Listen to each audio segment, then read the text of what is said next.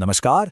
आज हम एक ऐसी जबरदस्त कहानी की बात करने वाले हैं जो हमें बताती है विश्वासघात के बारे में, हिम्मत के बारे में और आखिरकार धर्म की जीत के बारे में। चलिए इस अमर राजा की गाथा को साथ मिलकर समझते हैं। और ये जो लाइनें हैं ना, यहीं से इस महाकाव्य की शुरुआत होती है। ये सिर्फ शब्द नहीं है, ये तो समझिए इस पूरी कहानी की आत्मा है। एकदम शुरुआत में ही ये तय कर देती हैं कि अंत में जीत तो धर्म की ही होनी है। तो कहानी हमें ले चलती है एक ऐसे राज्य में जिसका नाम है आर्यवर्धन। सोचिए, विंध्य की पहाड़ियों के बीच बसी एक खूबसूरत जगह, एक ऐसा राज्य जहां सब कुछ सही है, जहां लगता है कि खुद धर्म ही राज कर रहा हो। अब देखिए, इस पूरी कहानी को समझने के लिए धर्म शब्द को समझना बहुत जरूरी है। और यहां धर्म का मतलब सिर्फ पूजा पाठ या कोई रिलीजन नहीं है।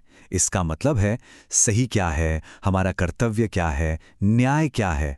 मतलब वो बुनियाद जिस पर एक अच्छा समाज टिका होता था। और राजा देवव्रत का हर फैसला, हर काम इसी धर्म की नींव पर होता था। और इस धर्म का जीता जागता स्वरूप कौन थे? राजा देवव्रत। कहते हैं न्याय तो उनकी आंखों में ही बसता था, प्रजा उनको भगवान की तरह मानती थी। और दुश्मन तो उनके नाम से ही कांपते थे। मतलब उनका राज सिर्फ एक राज नहीं था, वो एक मिसाल था। लेकिन जैसा कि अक्सर होता है, जहां अच्छाई होती है, जहां सब कुछ सही चल रहा होता है, वहीं टकराव भी पैदा होता है। तो अब कहानी में एक मोड़ आता है और एंट्री होती है एक विलन की।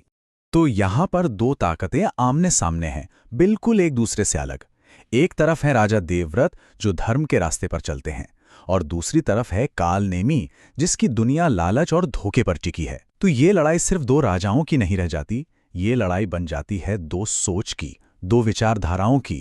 अब कालनेमी का प्लान सीधा साधा नहीं था, बल्कि बहुत ही शातिर था। उसने क्या किया? उसने राजा के सबसे भरोसेमंद आदमी, उनके सेनापति वीरभद्र को ही अपना निशाना बनाया। उसे सोने का लालच दिया, एक ऐसा जाल बिछाया कि वीरभद्र का ईमान डगमगा गया। वो अपना धर्म भूल बैठा। और फिर इंतजार किया गया सही वक्त का, अमावस्या की काली रात का, ताकि हमला बाहर से नहीं अंदर से हो। और बस यहीं से कहानी अपने सबसे स्याह, सबसे अंधेरे मोड़ पर आ जाती है। तख्ता पलट की रात, एक ऐसा वक्त जब एक फलता फूलता राज्य पल भर में गिरने वाला था। सोचिए वो रात, अमावस्या का घना अंधेरा।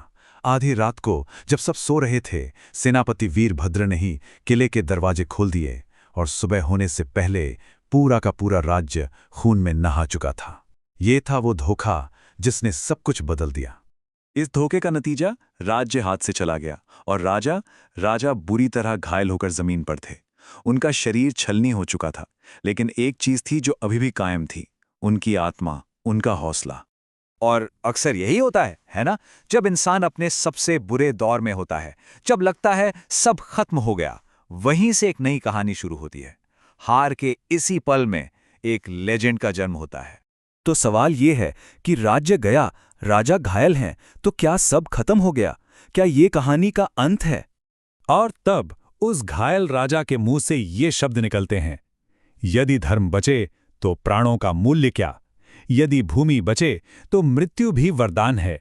मतलब साफ था, उनकी जान से ज्यादा जरूरी था धर्म का बचना, उनकी जमीन का बचना। यही तो असली लीडरशिप की पहचान है ना?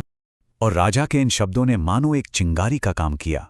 उनकी थकी हारी सेना में जैसे एक नई जान आ गई। जो सैनिक हिम्मत हार चुके थे, वो फिर से उठ खड़े हुए। अब उन्हें मंजिल साफ दिख रही थी, विजय। तो अब शुरू होता है आखिरी दौर, आर्यवर्धन के लिए आखिरी लड़ाई। एक ऐसी लड़ाई जहां राजा के सिद्धांतों का सबसे बड़ा इम्तिहान होना था। और फिर जंग का ऐलान होता है। कोहरे की चादर में धर्म की सेनाएं पलटवार करती हैं। ये लड़ाई सिर्फ जमीन के लिए नहीं थी, ये लड़ाई थी आर्यवर्धन की आत्मा को वापस पाने की। और इसी लड़ाई के बीच वो पल आता है जब गद्दार वीरभद्र राजा के सामने आता है, लेकिन वो लड़ता नहीं। शर्मिंदगी और पछतावे से उसकी तलवार हाथ से छूटकर जमीन पर गिर जाती है। वो अपना गुनाह कबूल कर लेता है। अब यहां राजा चाहते तो उसे मौत की सजा दे सकते थे, लेकिन उन्होंने क्या कहा? धोखा माफ नहीं किया जा सकता, पर पश्चाताप की कीमत बहुत बड़ी है। तुम्हारी सजा मौत नहीं, देश निकाला है। देखिए, यही है असली न्याय। बदले की आग नहीं, बल्कि विवेक का फैसला। और लड़ाई का अंजाम, वो तो तय ही था। अधर्म की सेना यानी कालनेमी की सेना पूरी तरह से खत्म हो गई। 0। उसकी हार पक्की थी।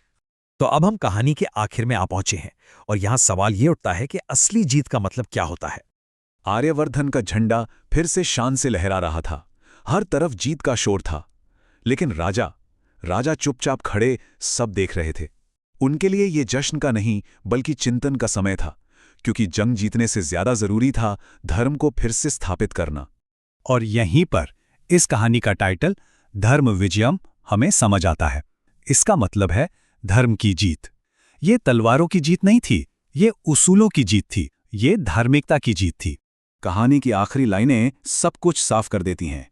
इतिहास ने युगों को ये सिखाया, जो राजा संकट में भी धर्म का पथ न छोड़े, वही मरकर भी अमर कहलाता है।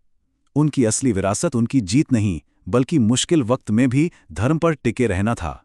तो इस कहानी के अंत में मैं बस एक सवाल छोड़ना चाहूंगा। जब सब कुछ लुट चुका हो, जब सब कुछ खत्म हो जाए, तब वो कौन सी चीज है जो एक लीडर को असल में लीडर बनाती है?